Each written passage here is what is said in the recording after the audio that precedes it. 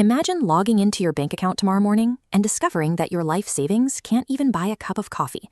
The numbers on the screen haven't changed, but the purchasing power of your money has dropped to zero. For thousands of years, money had to be something tangible. Whether it was gold, silver, or even seashells, a valid currency required physical scarcity and real human effort to obtain. You couldn't just create it out of thin air. That strict physical limitation held true until 1971. That year, the United States permanently severed the dollar's connection to physical gold reserves. Almost overnight, the entire world transitioned to a fiat system, money that holds value simply because a government declares it does. We treat the cash in our wallets as a permanent law of nature, but it's actually an ongoing financial experiment. We are relying entirely on a fragile network of collective trust, and history shows us exactly how vulnerable that trust can be. Today, modern governments are carrying a massive burden of national debt. To manage these obligations, central banks rely on a specific escape valve. They expand the base money supply, often called M0 or M1, by creating billions in new currency with a few keystrokes. When you flood a system with new notes, the value of every existing note drops. In Weimar Germany after World War I, this printing process spun out of control so violently that families used wheelbarrows of cash just to buy bread, and children played with bundled banknotes as building blocks. This process continues to repeat itself today. In places like modern-day Venezuela, rampant money printing means citizens have to haul towering bricks of physical cash just to afford a single bowl of rice. This chart illustrates the core difference between fiat and digital gold. On the left, a rapidly expanding pie chart shows an infinitely growing fiat supply. On the right, a rigid, locked progress bar represents Bitcoin.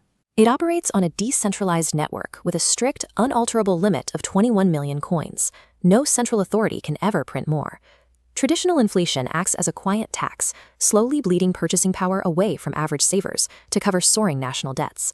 A strictly capped digital currency flips that dynamic, offering a mathematical guarantee against political manipulation. For its first decade, Bitcoin proved it could secure billions of dollars without a central bank. It functioned beautifully as a vault. But as a daily medium of exchange, the money you'd use to buy groceries, it failed completely. To understand why, look at this diagram comparing transaction pipelines. Traditional payment processors push thousands of transactions through a massive data pipeline every second. Bitcoin's base layer, designed to prioritize extreme security and decentralization over speed, restricts its pipe to processing just 5 to 7 transactions a second. We saw this limitation play out in real time. When El Salvador adopted Bitcoin as legal tender in 2021, early rollouts were plagued by slow processing times, high fees, and frustrated users staring at clunky ATMs waiting for block confirmations.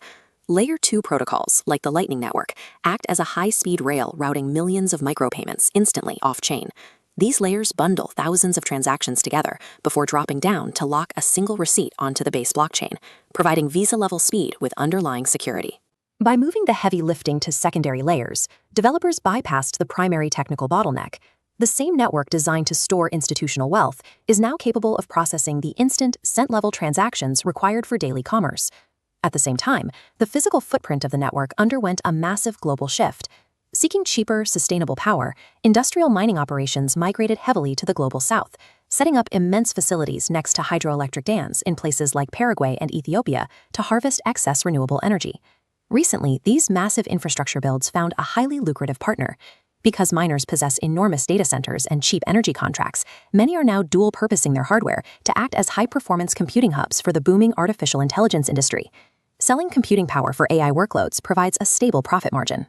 When the price of digital assets drops during market corrections, this secondary income stream acts as a financial shield, allowing mining companies to keep their rigs running and the network highly secure.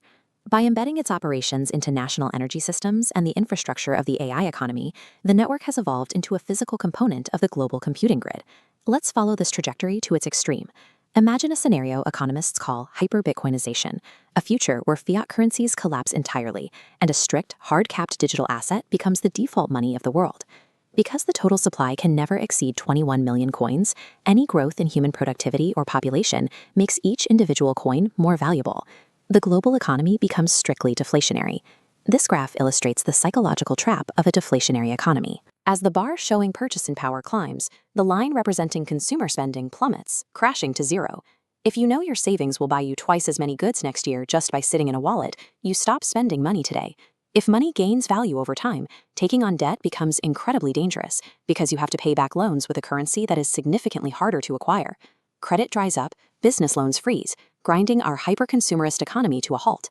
A perfectly scarce currency definitively cures the disease of inflation, but the cure requires forcing a painful contraction on a global credit system that has run on cheap, easy debt for half a century. This tension explains why we see such brutal price swings today. The extreme volatility isn't a glitch in the code, it is the natural behavior of a perfectly rigid, math-based asset trying to price the chaos of a debt-fueled global economy. Meanwhile, the pressure on the traditional system continues to build. With global powers forced to print trillions just to pay the interest on their borrowing, the survival of fiat currency operates on a strict timeline. History shows that when a currency system fails, societies migrate toward the most resilient ledger available. In the 21st century, that means a network backed by tens of thousands of independent verifying nodes and the hardest energy infrastructure on the planet. We want to know what you think. Will the US dollar face a major crisis in our lifetime, or will the fiat experiment keep running? Let us know in the comments below, and make sure to subscribe to keep tracking the future of